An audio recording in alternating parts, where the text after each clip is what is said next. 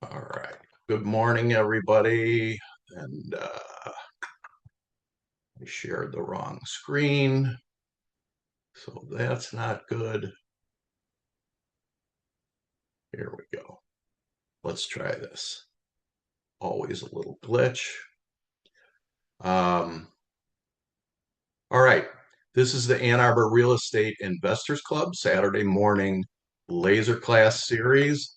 Um, Today's session is on learning to calculate ARV, which, if you don't know what the acronym stands for, it's after repair value. Those of you who are new to the call today, we had a session a couple weeks ago on wholesaling, and so this is the kind of next step class in the progression on wholesaling, because ARV is a key number, and it's the top line number you need to calculate if you are going to wholesale a deal, if you're going to buy a deal from a wholesaler, if you're going to flip a property or buy from an investor who has flipped a property, or if you're going to engage in the BRRRR strategy, which is buy, renovate, rent, refinance, and repeat. And I'll tell you why this number is in the real estate business and how important it is. And most important, how important it is to be accurate. So, welcome again. Thank you. I appreciate you taking your time, your valuable time, to spend a little bit of time with me on this. It's a very important subject. All right. Mission statement. My goal is to help you reach your goals. That's why I do this. Basically, I wish there was a place like this and someone like me when I was just starting out in the real estate investment business. So there wasn't. So I decided to become that person, or do my best to become that person. So I would like to equip you with knowledge, connections, resources, and tools that you need to be a successful investor, because people coming into it, there's a lot more to it than you think. And the more you get into it, the more to it you'll realize it is. Um, Today's objectives, I really like to, it's the beginning of the year, it's still January. Yesterday was the third Friday in January, which a lot of places like the health clubs and all that stuff, they call it Quitting Friday, where people start giving up on their New Year's resolutions 3 weeks in. If they haven't done it, they have a tendency to throw up their hands. I don't do that. I do the opposite, is I dig in a little bit harder, to get on track and stay on track. So keep those resolutions, set goals. You have to have goals in real estate investing. The more focused your goals are, the better chance you have of achieving them, and the better chance you will have other people like me or other people in the industry help you achieve them. All right. I invite you to learn the fundamentals. In any business, there are fundamentals. Real estate is no different. I have my own list of fundamentals that I share with you, which I'm going to do in this next slide. Um, I'm going to give you one analysis formula. And, when I say this and talk about this, I'm one guy and I do it my way. But I do it my way based on my 20 years of experience. As you go through this real estate business, you will find, that there are they say lots of different ways to skin a cat.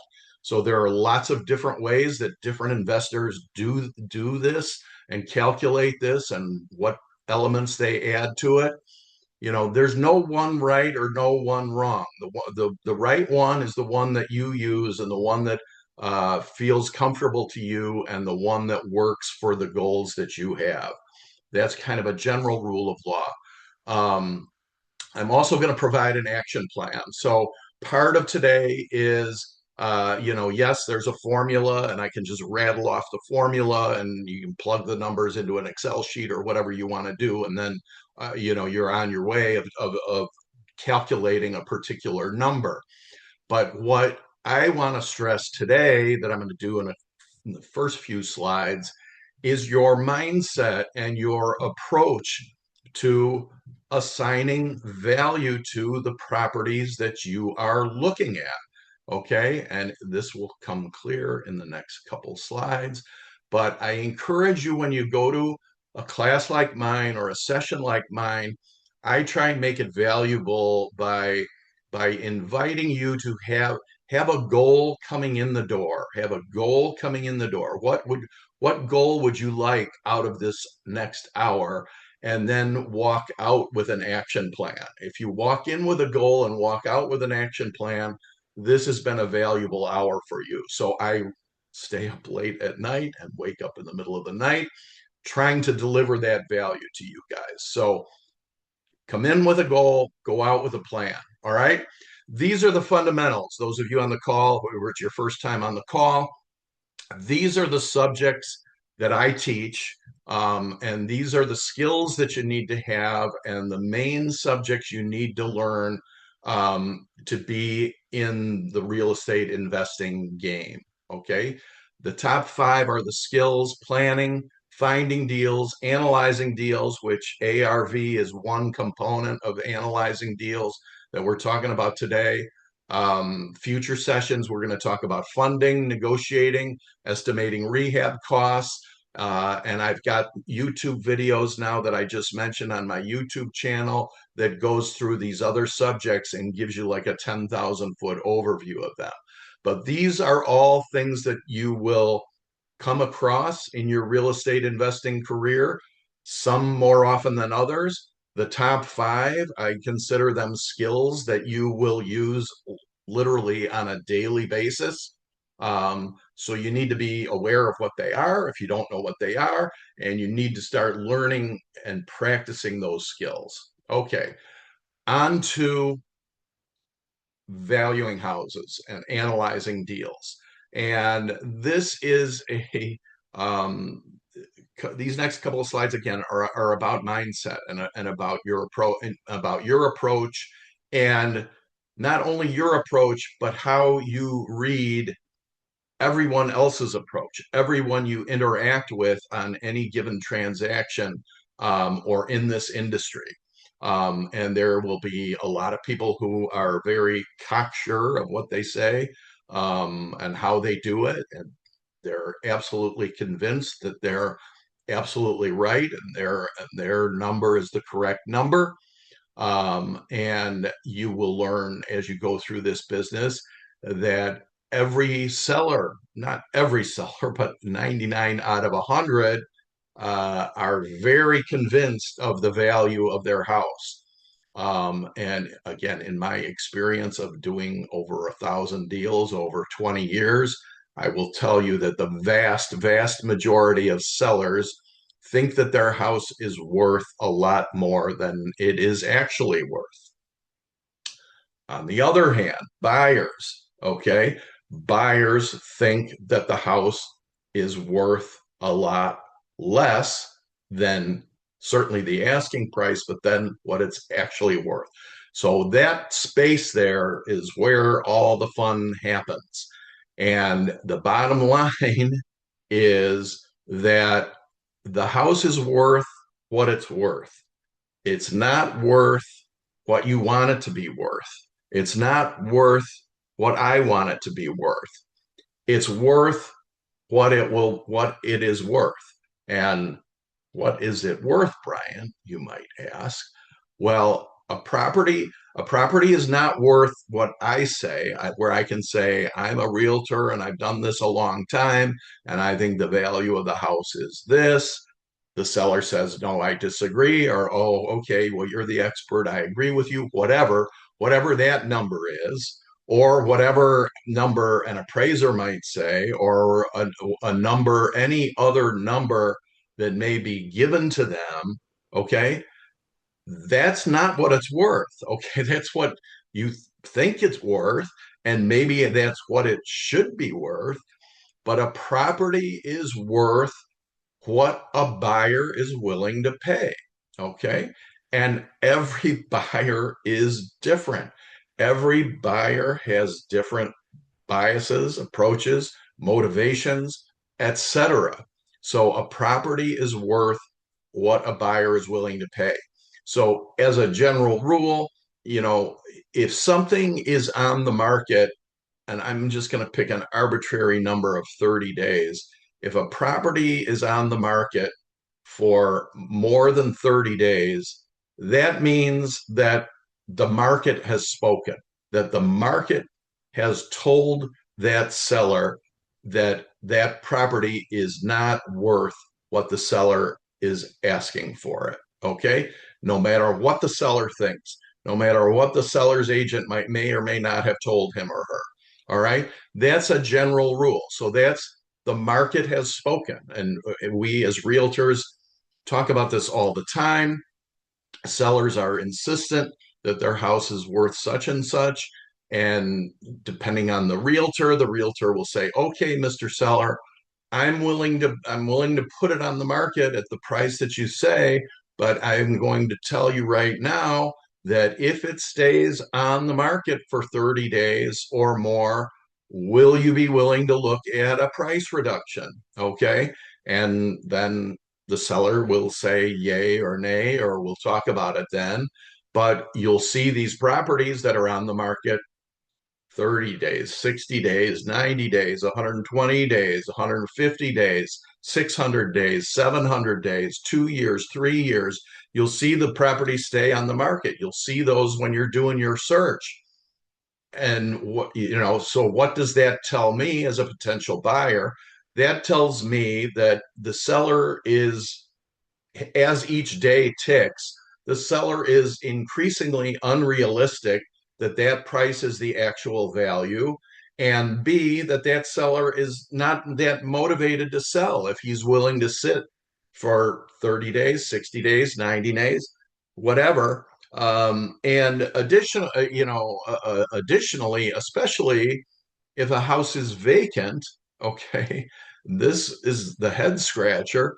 If the house is vacant and the owner is not living there, okay, the owner is paying expenses where he's living now, but the owner is also paying out of pocket every month a substantial amount where, if there's still a mortgage, there's insurance, there's taxes, there's maintenance, there's utilities that goes out of pocket. So each month that that property is on the market, not selling, but vacant, that owner is losing money. So that owner needs to learn, we call it the time value of money, where you say, Mr. Seller, you know, you're how much are you paying each month? It might be $2,000 or $5,000, or there's a member of this group. He's got a flip that hasn't been selling,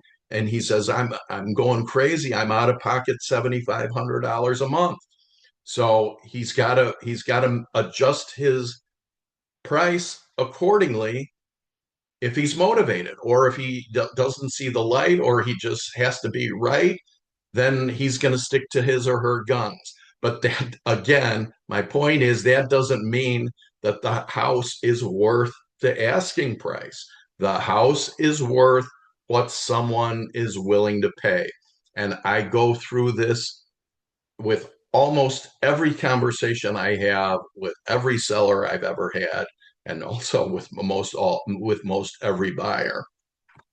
So that's what you want to keep in mind, because you will have people tell you, oh no, the house is worth this, the house is worth that. No, the house is worth what someone's willing to pay. Now typically people are willing to pay that. In Ann Arbor, things have been crazy the last couple of years. I think they're stabilizing from the craziness of the last couple of years, where people would spend $100,000, $150,000, $200,000 over the asking price. That just is insanity, but that's what's out there. And and that's what that house is worth because that someone was willing to pay. Okay, where you can say, oh my God, this buyer bought this house for $200,000 over what it was listed at. Oh, it's certainly not worth that. Well, objectively, maybe not, but it's worth that to that buyer. Therefore, that's what the house is worth. All right, that's that slide. I hope I've beaten that dead horse. Here's a good slide, and I'm glad it shows larger than I thought it was going to show on the slide. So here's one house. All right, here's a typical house, and this is kind of a tongue-in-cheek, facetious real estate meme, as they call them, or whatever. But this is your house, okay? The one in the lower left is your house.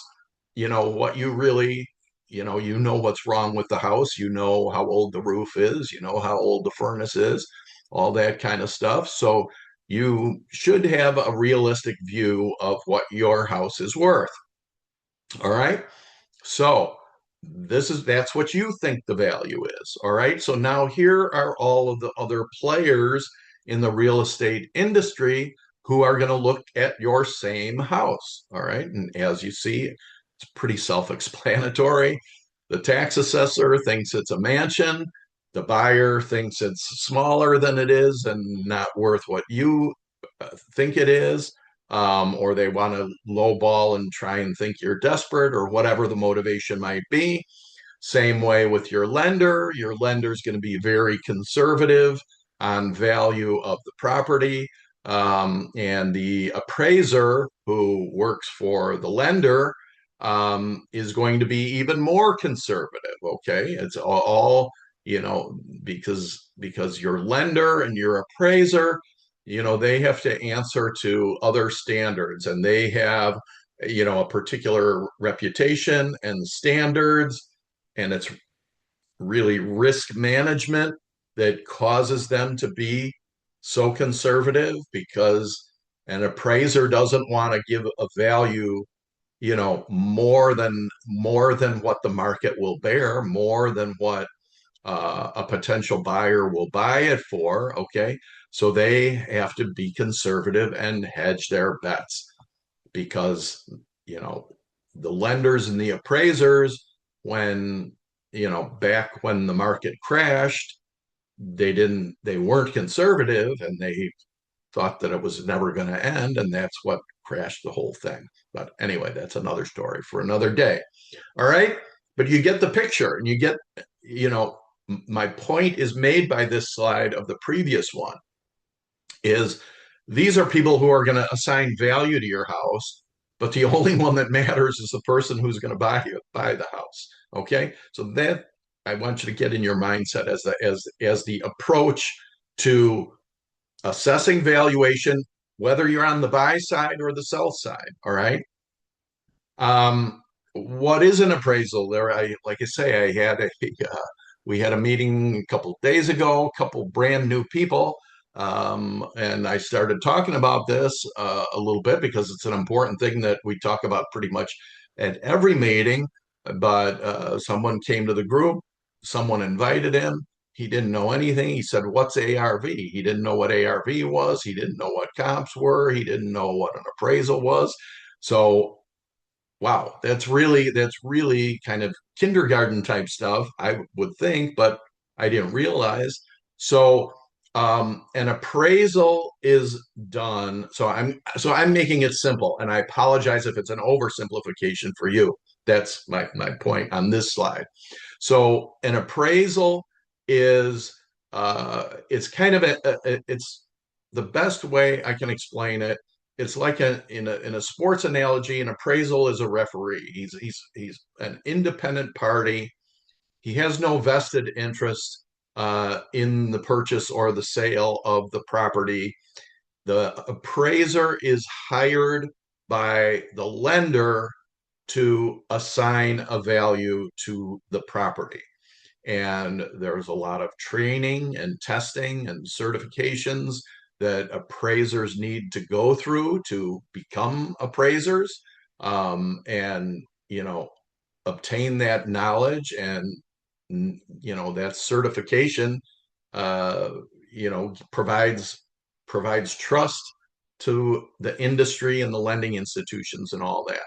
So that's what an appraisal. So when you're going to buy a house and borrow money, certainly when you use a conventional lender, private lenders probably usually do not use appraisals. They might insert, it kind of depends on the circumstances. But anyway, the appraisal is the gold standard and the gospel, if you will, of assigning a value to the property. And I use the example because I've learned from the best in the business for what they do and how they appraise a property, which is what I'm going to explain to you. But the point I make here is well, it's the next slide, so I'm not going to jump ahead. But learn who the appraisers are in your market or in the market you're going to be in. Okay. I would be proactive in reaching out to them, looking at their websites, reaching out to them sooner or later to network with them, because you will need their services at some point, or you will learn who they are from, if you're selling and the buyer is using an appraiser and all that.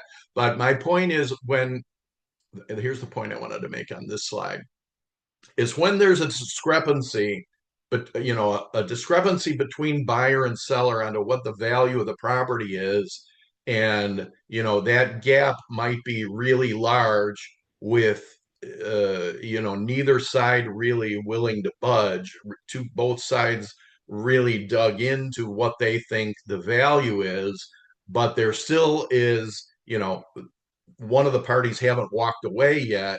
There's still, both parties would like to get a deal done and they're still engaging, but they're too far apart.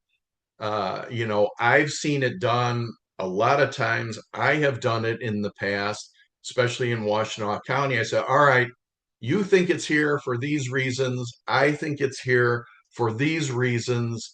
If we still want to consummate this deal, let's get an appraisal. Okay, let's get an appraisal. And we agree on the appraiser. There's an appraisal firm in town that is, that everybody trusts and everybody knows is fair. And I suggest, all right, how about we get an appraisal from Affinity Appraisal, and then whatever they say, then we move forward with the deal. That's a hard argument to go against. Okay, after you've, again, this is after you've been in the ring negotiating and beat each other up, and you're both still standing, and you still want to do the deal, and not one or the other person hasn't walked away. You say, okay, well, that's fair. All right, we've beaten each other up. We know that neither of us is going to change our mind. Let's get the appraisal firm to come in. I'd like Mr. Seller to pay for it. Seller would like the buyer to pay for it. Typically, the two realtors will get together and split the cost of the appraisal to keep the deal moving forward. All right. And that's how, and it hasn't happened a lot in my career, but often enough that's certainly a good resolution to the problem. All right. So that's what an appraisal is, and I'll tell you more about how they work in the next couple of slides. What is ARV? I already said that's after repair value. That's an acronym, and it is the top line number that's used as a measuring stick, for analyzing a deal. Is it a good deal or is it not a good deal? It's used in pretty much every exit strategy. It's used a lot less if it's a turnkey property that's certified and has a certificate of occupancy, and there's tenants in there, and the landlord is keeping up with the maintenance and all that stuff. Typically, ARV might be needed, down the line, if someone is going to refinance. But it's primarily needed, again, if there's a wholesale transaction, and if you're part of that transaction on whatever side, if there's a flip, fix and flip transaction, or if there's a BRRRR transaction. All right. So ARV is the after repair value. So, okay, well, ARV, so in order to find ARV, you have to get comps. Okay, what are comps? Comps are short for comparable sales. All right. And a comp is may or may not be used in the ARV, but it's going to be used as part of the transaction because any property similar to the subject property, no matter what condition or what they've sold at, that's going to be on the radar screen of whomever is analyzing this subject property to try and assign value. So hopefully this will make sense and then make more sense in the next couple slides. All right. So whenever I want to learn a new subject, and when I wanted to learn this subject of value, placing value on properties in the real estate world, you're taught how to do it as a realtor in your training and your kind of basic training, but it's like 1 hour out of a 40-hour course that it gives you the highest level flyby, but it has a tendency to lead new realtors to believe that that's it, and that since they have their license and they've gone through this training, that they know what they're doing, or oh, I can just Google it, or oh, I can just hit the button here and figure it out. I don't approach learning that way. This is just me. I'm just one guy. I want to know who is the expert in this subject. Who are the experts? What makes them experts? And how do the experts do what I'm attempting to do? So, as I said in the previous slide, what an appraiser says is the gospel. Okay. So, short of what a buyer says, what an appraiser says is the next thing as to the value of the property, because it's based on what the lender's going to lend. Okay. And that's what it's about. What's a lender going to lend? A lender's going to lend what the appraiser says. Yeah, Mr. Lender, you can be comfortable in lending this amount because I'm really comfortable that I've assigned this value. So I want to look at the property through the eyes of an appraiser. I'm very fortunate. When I started out, my company, Real Estate One, we have a relationship with, I'm going to say was, but there is a relationship with a local appraisal company called Affinity Valuation over on Main Street as two guys, Pete and Kurt, the experts. These are the go-to guys. These guys both have been in the business a long time. And if you can imagine, I cannot imagine, each of them have been in the business 40 years. Okay. They both just retired this last year. So if you can imagine appraising properties 8 hours a day, 5 days a week, 50 weeks a year for 40 years, just try and wrap your head around that's what these two guys did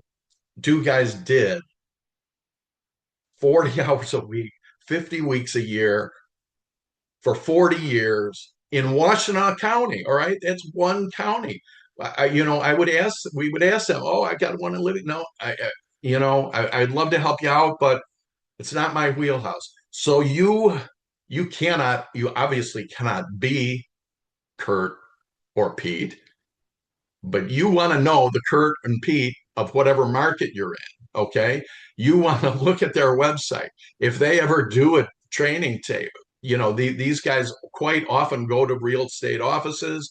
They go to investor groups. I used to have them for many years. I would have them come in once or twice a year and talk about the market trends and how the market trends. So they not only know how to evaluate an individual property, but they're sitting in front of a spreadsheet 8 hours a day, 40 hours a week.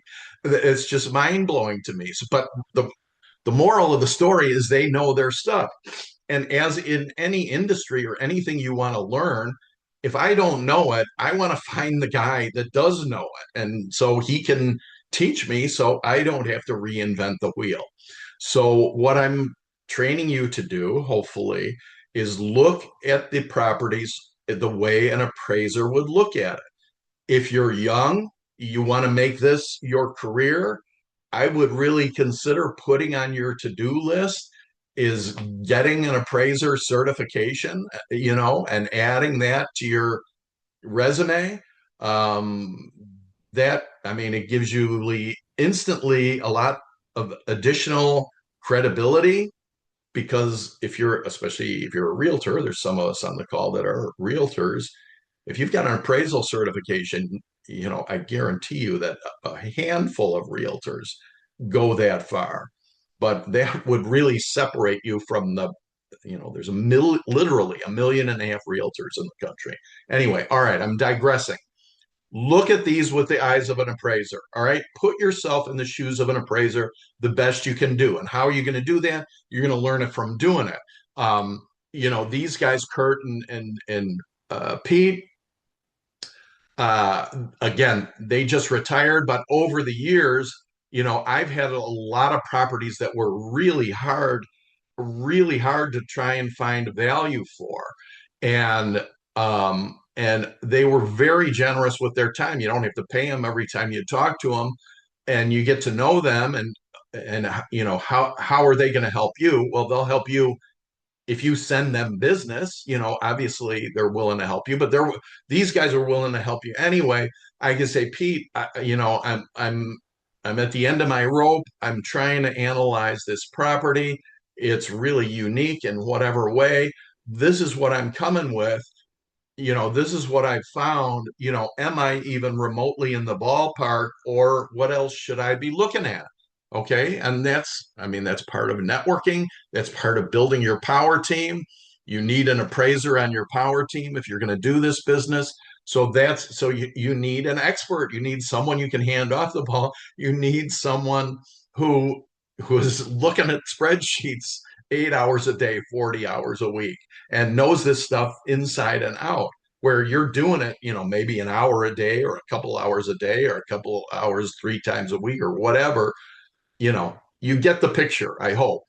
Make friends with appraisers, and make sure you put on your action item, make friends with appraisers, get to know, network with appraisers. And how do you find the appraisers? Well, you go to a networking group like mine in the market that you're in, you talk to other investors. Hey, who do you use for appraisals? Okay. That's how it works. All right.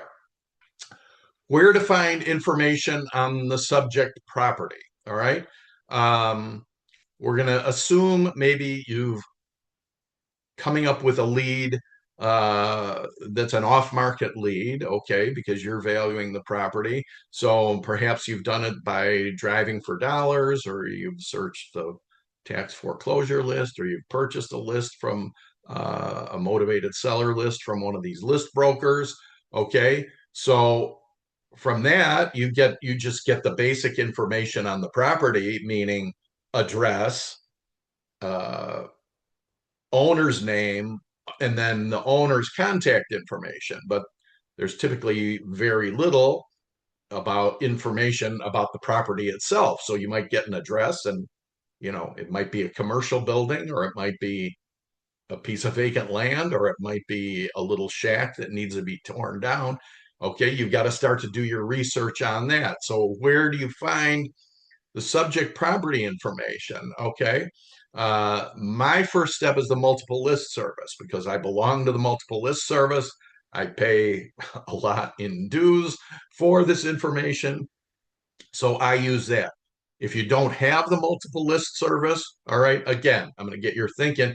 If you don't have the multiple list service, and you're not a realtor, and so you're not paying dues and all that, how do you get access to the MLS? Well, you make friends with someone who has access to the MLS, which is, 1.5 million realtors around the country, and you need at least a realtor, if not multiple realtors, on your power team as well.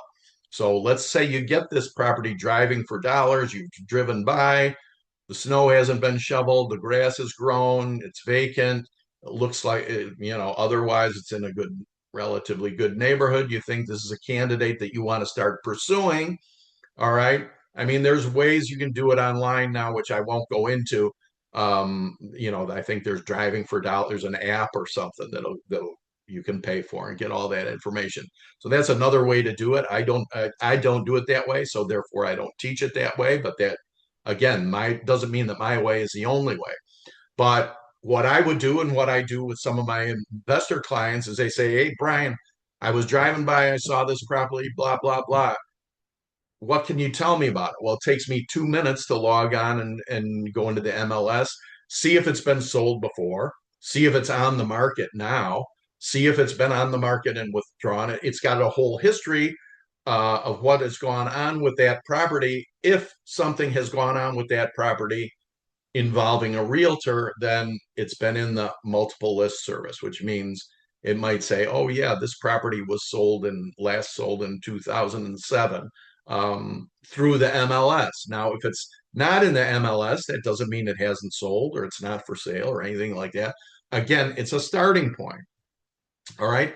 The whole multiple list service and all the multiple list services around the country feed into Zillow. All right. And that feeds into Zillow. Zillow slices and dices whatever data fields they feel are important and then spit it back out. So if you don't have access to the MLS, Zillow is your next best choice. Again, take everything that you get off the internet from Zillow and all that, take it with a grain of salt, because again, Zillow's gathering data from hundreds of different MLSs around the country. And every data field in every MLS doesn't transfer over into Zillow and come out the same way. It doesn't go in and come out the same way. So, a typical example of a Zillow error is homeowner association fees. All right. And this is not necessarily from the multiple list service feed, but for example, if a property has a homeowners association and it has dues, okay, some homeowners associations collect dues once a year, some collect them quarterly, some collect them monthly. All right. And every homeowners association is different. Every multiple list service inputs that information differently, meaning, I mean, for example, our multiple list service, you can only input the HOA fees monthly or annually. It doesn't have a data field where you can put it quarterly, all right? That it's collected quarterly. So a realtor who has the listing has to manually figure out what that would be, but you get the idea. So there's 3 different data fields that are what the actual data is needed, but there's only 2 data fields you can put it into, and then you don't know what other homeowner associations do. You don't know how the other multiple list services collect that information, and you don't know how Zillow collects it and then outputs it. So, long story short, which you find out, you know, it's an annual fee. If I have a listing, it's an annual fee of $300, and then it goes into Zillow and comes out of Zillow, and I get a phone call from my client that says, "Brian, what the hell did you do? The Zillow listing says that my homeowner's dues are $300 a month, not $300 a year." And they think that it's me that made that error when, of course, not of course, but in this case, it's not me. But that's how the data works. And so that's why you can't take all these numbers as gospel, because you don't, especially when it goes through one of these aggregators. All right, I spent too much time on Zillow, but that's one thing on Zillow. Realist is a tax information database. It's another resource. Um, it has some information, and it is surprisingly lacking in other information. Where you would think that a tax database that you pay for would at least have number of bedrooms, number of bathrooms, square footage of houses. It doesn't always even have that basic information, but it does have other information like, the tax ID number, the property taxes, the chain of ownership, things like that. So it's another resource that you're going to need to use to gather information on this property. All right. PropStream is one of these online subscription services for real estate investors that is a it's a different version of Zillow, but it's more specialized, and has more tools for real estate investors that real estate investors subscribe to get this type of information. There's a lot of other ones, but the investors in this group seem to like PropStream. It's not cheap. It's about like $100 a month, but you get a lot of value out of it, and they get a lot of value out of it for what they're doing. But that's another resource. Another resource is the local government entity where the subject property is located. So if it were the city of Ann Arbor, there's a city of Ann Arbor website, there's a township website, there's a county website called eWashtenaw, where it's called property parcel lookup, where you can look up information. You get the owner's information and all that as well, but you get tax information. You can find out if it's delinquent, things like that. Um, those sites are out there. BSA Online. Don't ask me what the BSA acronym stands for because I don't recall. But it's basically a tax record aggregator like these others that you pay for to get access to the same information. You can get for free on the government site. um, you can get for free when you partner with your realtor. These others you're going to have to expect to pay for if you're going to do it on any type of scale, whether it's individually $2 a record or $5 a record, or a monthly subscription of $100 or whatever that is. But here's where you find all the information on the property. And again, the more you research it online, you'll find discrepancies. Okay, that's another issue that I don't have time to go into today. But you'll find discrepancies, and you have to you have to do your homework to verify which is correct and which is incorrect. But just know that, and just don't take what you find online as the gospel. One of our mantras is trust but verify. You use these as starting points, and you pencil the numbers in. But it will blow your mind, the discrepancies that you find. But that's what's to be expected, because the information on the internet anywhere is only good as the person who inputs the information. All right. All right. Where to find the ARV comps? All right. Same thing. All right. You're not going to find comps in the government websites or the tax records one. Realist does have a feature where you can find comparables. I do believe Realist is you have to pay for. It's part of my MLS subscription, so I don't know what it costs, separate from my MLS membership. But it has, but here's what you have to say, because on the tax record it has a button that says find comparables, and then you'll hit the button and it will come up with all the recent sales, uh, within a particular, I don't know if it's a 1 mile radius is the default, a 1 mile radius of the subject property, but it's just all the sales. All right. So that it doesn't mean it's a comparable, even though the website says it's a comparable, if you're following me. Just because it's a sale within a mile of the subject property doesn't mean it's a way to find value for the subject property. The perfect example is properties across the tracks or across the street. I live in there are subdivisions in Ann Arbor. I live in a subdivision of about 200 homes. Um, they're pretty substantial in value.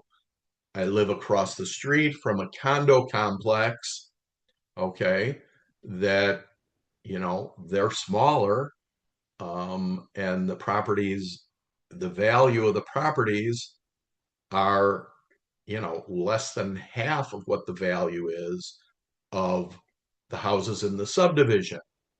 The sites like Realist that do those and say those are comps, they don't take into account the variances in square footage, style, anything like that. It's just a sale within a mile. So therefore, they want to assign the value based on that, where it's obviously it's incorrect.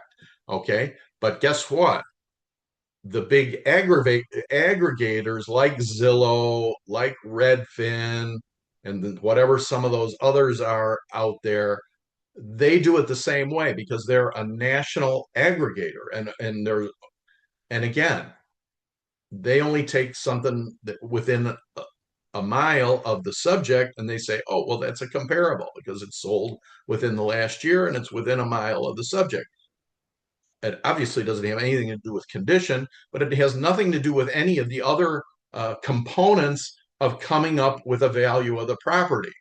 But people think, oh, it's on Zillow, or oh, this is what Redfin says it's worth, so therefore, that's what it's worth. It's like, you know, Confucius wasn't around when Redfin was around, but Confucius would say your property is worth what it's worth, not what Redfin says it's worth. Okay, same idea. All right, so you have to be very cautious. And again,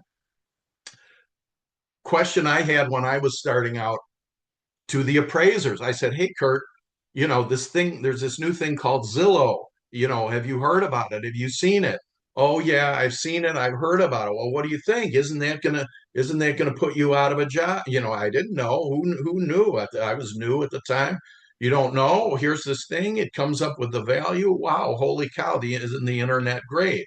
Well, he said, well, time out, Brian. Let me explain something to you. This is how we do it, okay?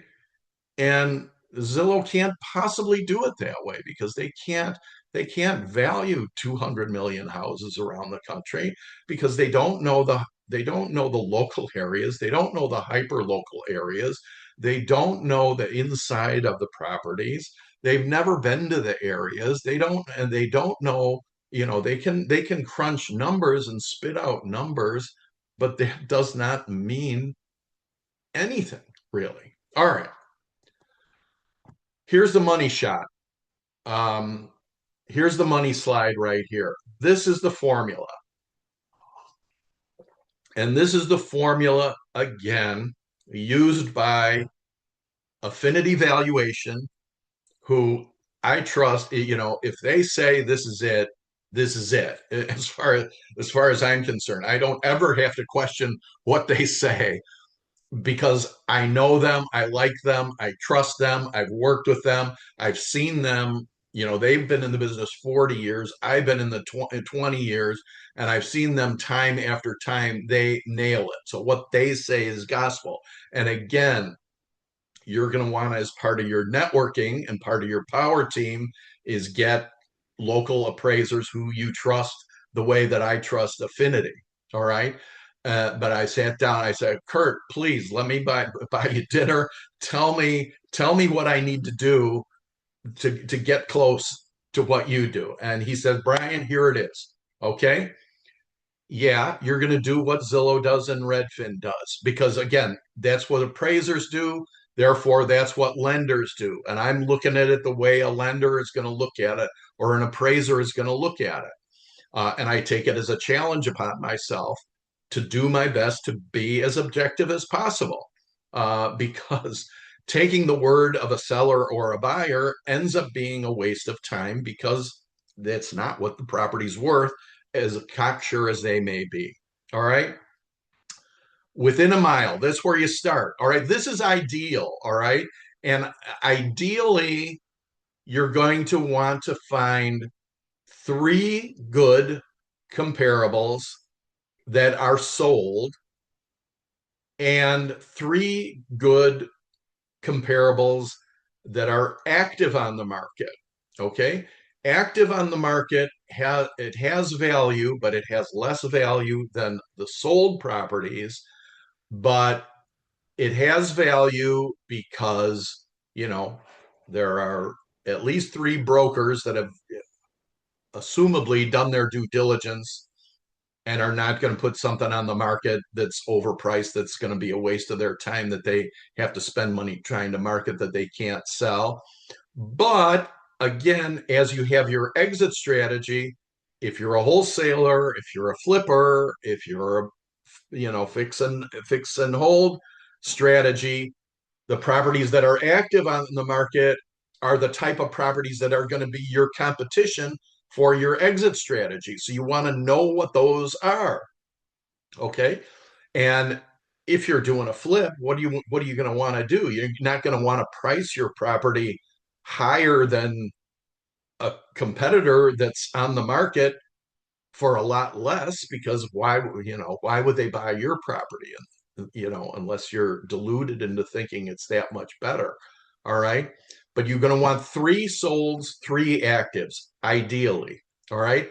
Within a mile of the subject property. All right. Within 10% plus or minus of the subject property. So figure it out. 1,000 square feet, you're going to want to look at properties that are 900 square feet to 1,100 square feet. Okay.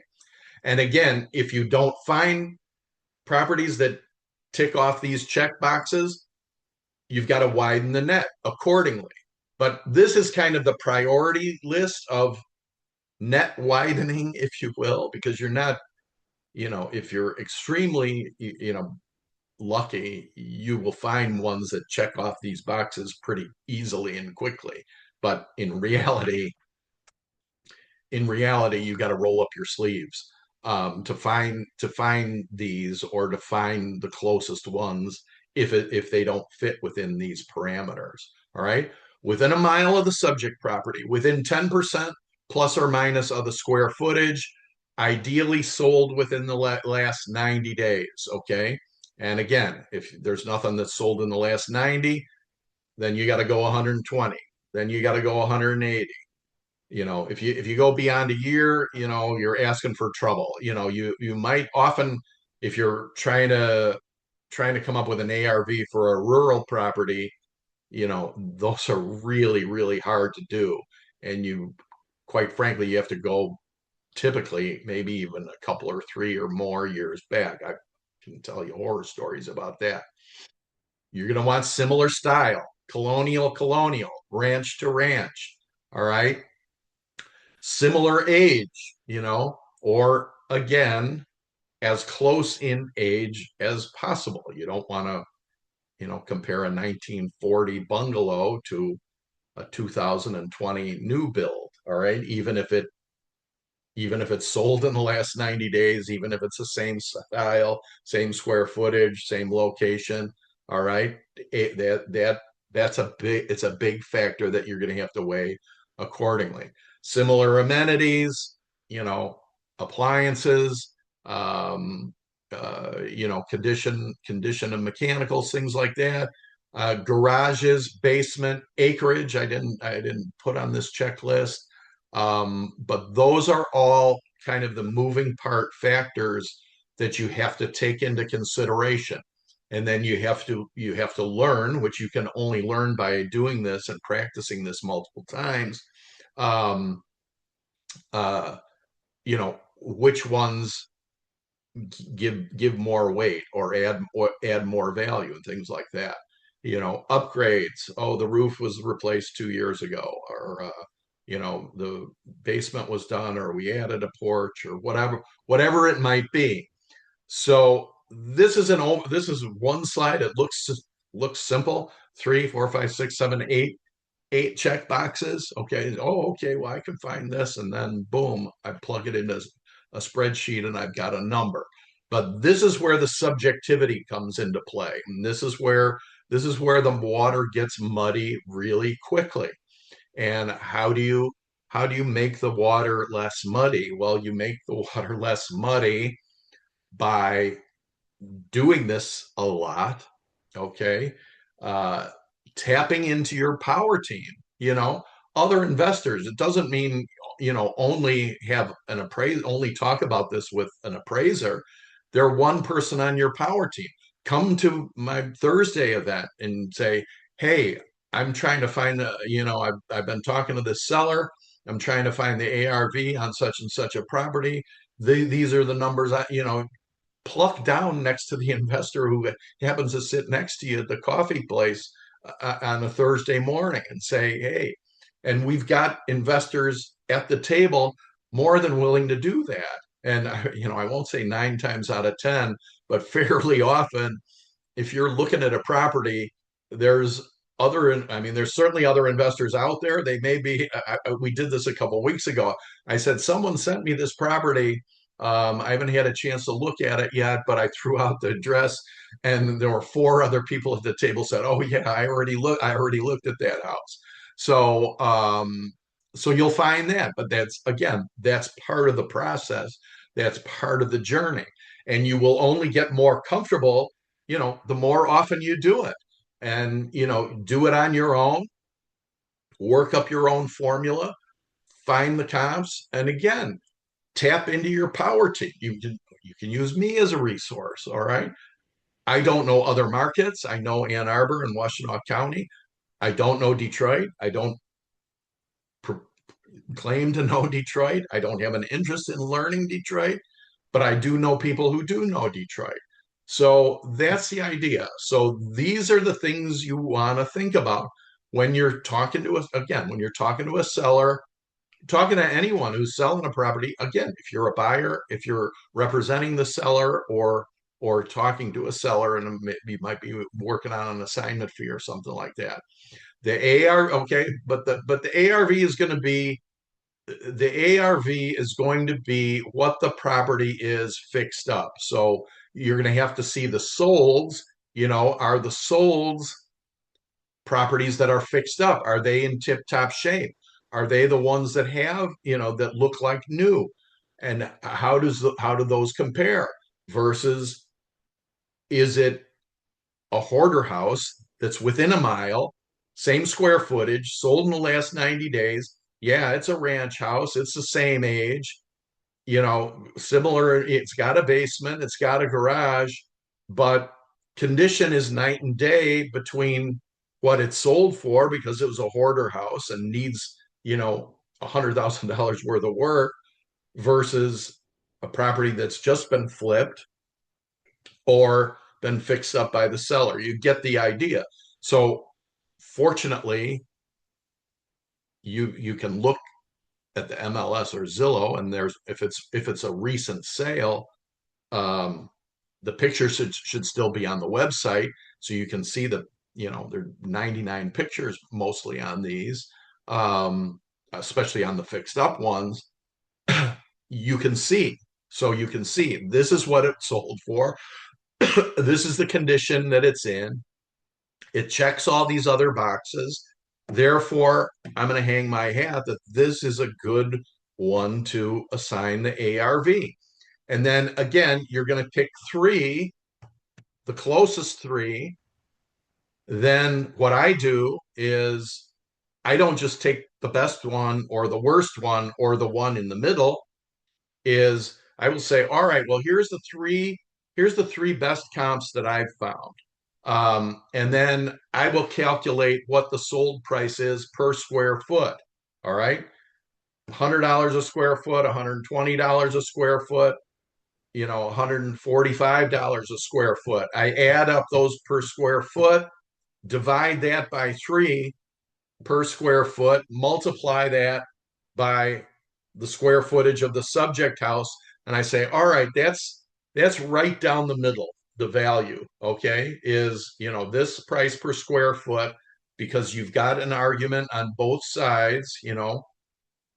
If a buyer comes in with the lower comp and says, well, yours is worth 80 a foot, not 100 a foot because of this comp, you can say, well, but this comp is $40 difference, and your valuation is in the middle, which you believe is fair. All right. You've got a valid argument. You're not hanging your hat on the most expensive one and allowing the buyer to hang his or her hat on the cheapest one. You're like, all right, I've already compromised. Here's where I'm at. I'm right in the middle of what I think this valuation is. And I provide valuations to this company in Colorado that I've been doing for 15 years, and that I provide. I'm not an appraiser, but I provide a broker price opinion. But I do it again. I do it the same way, and that's how I do it. And they like how I do it, and they say, "Yeah, that's the way we want it," because their clients are the banks. All right, they don't want to pay $600 for an appraiser, so they pay me $100, and I do it. But that's how I do it. They like it. They submit it to the bank. They use it to evaluate their loans or evaluate refinancing and all that. All right. I know this was a lot, and I've gone over. All right. A word about Zestimates. I said that in the previous slide. And I'll put this back up. If you didn't write all this down or take a screenshot of it, I would say to do it now. But that's what Zestimates are, or Redfin. Okay, is they'll do it within a mile. You know, I don't even know if they do any of they probably do within 90 days. And I'm sure you can probably set the filters to compare a ranch to a ranch or a colonial to a colonial. I don't know. I don't use them, so I don't know if they allow you to do age or things like that. Um, but that's why they're inaccurate. Is they only do raw data fields. Okay, they've never been in the property. All right. The other thing about partnering with your realtor is, if your realtor is worth his or her salt, they're out in the marketplace. In this area, there's a good chance that that they may have been in the subject property at some point during their career, or they may have been in one of the comps and say, "Oh yeah, we wrote an offer on that," or whatever, or I sold that house. I was at one. Oh yeah, I sold that house, or I sold this house 10 years ago. So yeah, okay. Here's the here's the money shot for the formula. Word about Zestimates. All right. Those of you, Dylan, you're new on the call, buy this book, read this book, do what the book says. This book is this group's Bible. If you're going to be serious at all, buy it, read it, and do what the book says. I don't know what else to tell you. It will really get your engines fired up. Here's what's coming up. Okay. I am working on some subjects for some new Zoom classes, okay? Because I have done the fundamentals. I've done the fundamental classes multiple times. And quite frankly, I'm sick of repeating them. So I recorded them, I put them on my YouTube channel, and I'm giving all that away on there. So the fundamental, there's 17 hours worth of stuff on my YouTube channel. I'm working on new classes that I'm recording, like today, that will be recorded and added on there. The Rainmakers classes, Dylan, if you're in Brighton, if you can, join us on the first and third Thursdays of the month. I don't know if you've joined the group on Meetup, but it's A2REIC on Meetup. If you join, you'll get invitations to the events, and In the event that there's a snowstorm and I have to cancel, you would get notifications through Meetup rather than driving down and finding that nobody's there, which doesn't happen often, but it's happened. Um, what do you get by engaging with the group? You get learning, networking, you get a plug and play power team, you get off market deals that happen all the time. I call it peer to peer mentoring because I have a lot of new people come to the group. They say, "Oh, I got to get a mentor. I got to get a mentor." Well, we do it. Peer to peer mentoring. You have a whole team of mentors, you have a whole team of coaches. All right.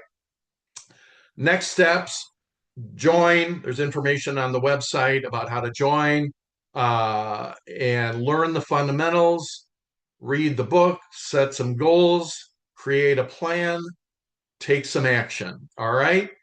How to join?